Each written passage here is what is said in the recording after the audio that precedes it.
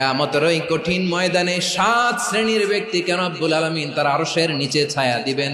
তার মধ্যে প্রথম শ্রেণীর ব্যক্তি হলো ইমামুন আদিল, যে ইনসাফের সাথে বিচার করে, যে জাস্টিস সমাজে সার্ভ করে, যে সুশাসন নিশ্চিত করে, ওই ইমামুন আদিল। আদিল শব্দটা বুঝছেন না? ইন্নাল্লাহা ইয়া'মুরু বিল আদল, পাইছেন?